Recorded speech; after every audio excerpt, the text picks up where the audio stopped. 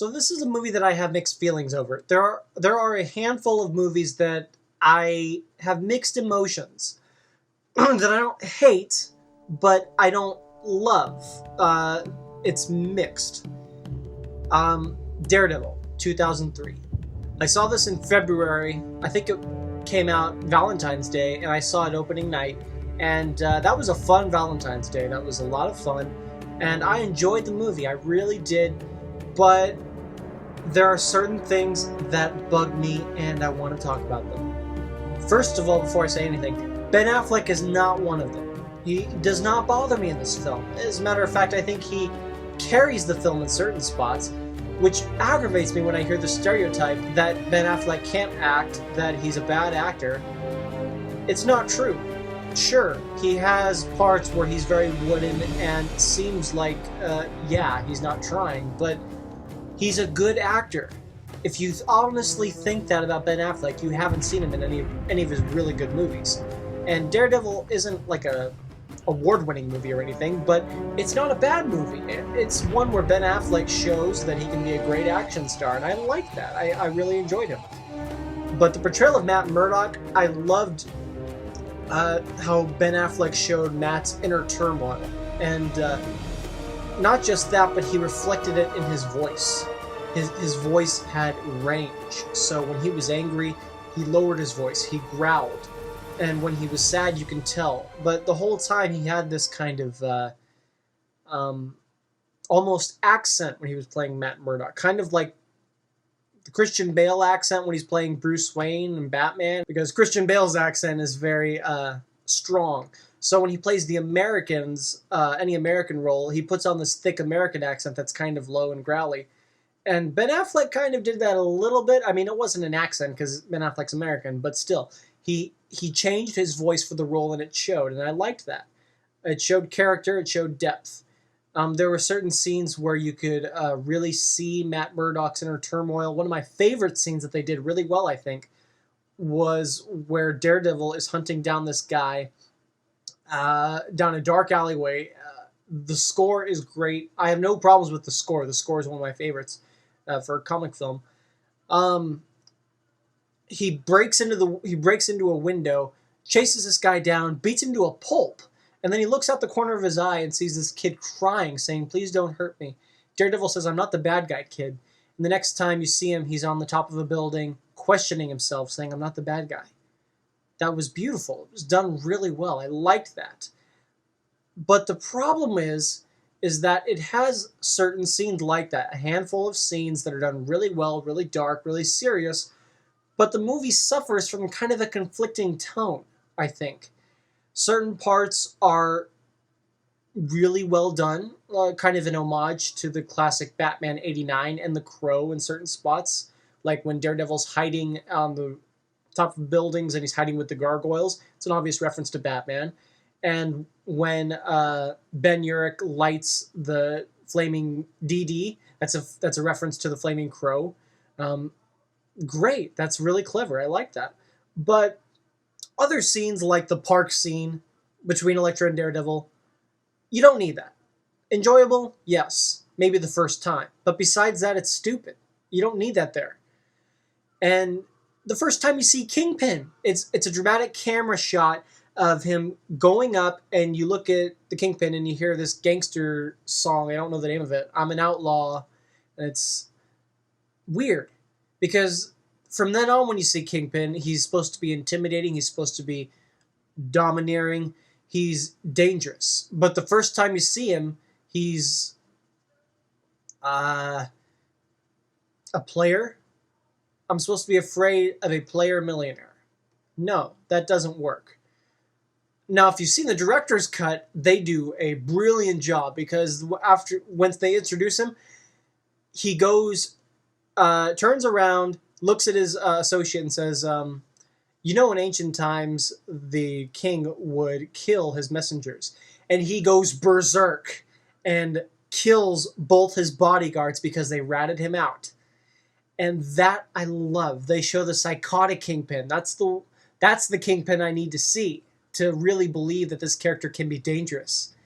And unfortunately, in the theatrical film and the one that most people have seen, you don't see that much, which is a shame. I'm not blaming Michael Clark Duncan. I liked his portrayal, and I didn't mind that they changed Kingpin's ethnicity. That didn't bother me. But I would have liked to have seen more. I think more depth is what I wanted, because mainly I got to see just this kind of Kingpin who's enjoying himself throughout the whole thing, enjoying his job, saying, yeah, I'm the Kingpin, no one can do anything about it. I didn't get to see any big, bad Kingpin, any psychotic Kingpin like the scene I just described. That's my main problem.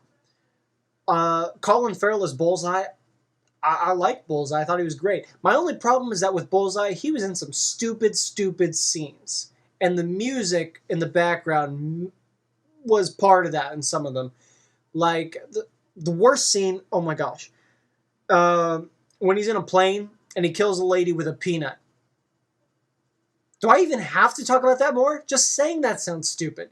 Bullseye kills a grandma with a peanut. And he's supposed to be Daredevil's adversary, his arch enemy, right up there with Kingpin. And one of the first times we see him, he kills a defenseless lady. Cold? Yes.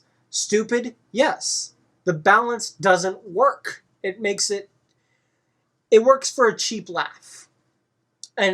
But it sacrifices part of the dark tone. I can't really describe it. If you feel the same way, you understand. If you don't, I don't know what to tell you. But that bothers me. Certain other parts bother me. The music in the background just conflicts with the tone. It doesn't work in certain parts. But other parts it does work. Like, I like some of the modern music at the time that they incorporated. The Evanescence music that they incorporated with the Bringing to Life, with the montage between Elektra and Daredevil. I like that. I also like the My Immortal Evanescence playing at the funeral. That was very sad, very effective. The Nickelback song in the club I liked, and also another great fight scene. It had its moments where it was good. The film was good, and some of the music choices were good. I'm not saying you can't have modern tracks like that, but you have to be careful when you're choosing music that it doesn't undermine the film and it doesn't kind of counter the score, because if you listen to the score, it's dark, it's serious, it's brooding. But you take a look at the album, you have songs that are mainly hard rock, but certain weird ones, like that gangster song in The Kingpin, that's just weird. Well, that's not on the album, but that's in the movie. That's weird. It undermines the tone. Let's see, what else did I want to talk about? I love Jon Favreau in this movie. He was clever, he was funny, I liked him, I enjoyed him.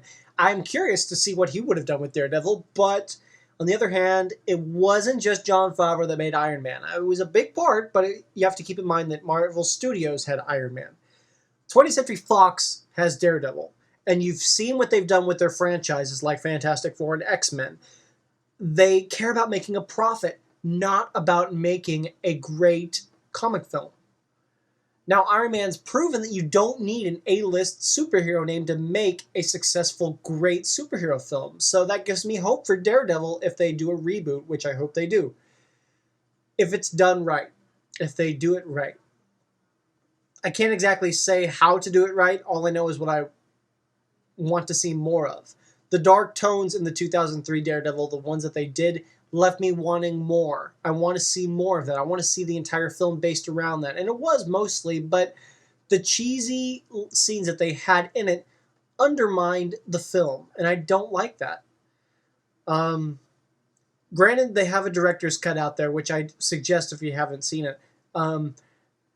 Certain parts that they added don't need to be there, but other parts, including the subplots, really clever, add to the dark tone, make the story a little more interesting and more complicated, keep you involved. It's good. The possibility of having a Daredevil sequel with this continuity, not going to happen. Ben Affleck has gone on record saying that he feels degraded by playing a superhero, and I'm disappointed by that because I think he did a great Daredevil, but on the other hand, if you can't appreciate playing a great character like that, then I don't really care to see you again. I'm sorry. Jason Statham has expressed interest in playing Daredevil, and I'd like to see that. I want to see a new type of Daredevil, a reboot, a re-envisioning. Um, with the success of The Dark Knight, everyone's interested in like rebooting their franchises, adding a new flavor, a new tone to them, and Daredevil's one of them. I would love to see. I want to see something new and creative out of it. Um, Overall, I enjoyed Daredevil. I think it has its clear flaws that overall drag the movie and prevent it from being a better film. But I enjoy it. It's a fun film, not a classic, but not a horrible film. Thanks, everybody. Keep adding your comments and suggestions. I read over them, and I'm Silver Lightsaber. Thanks, everyone.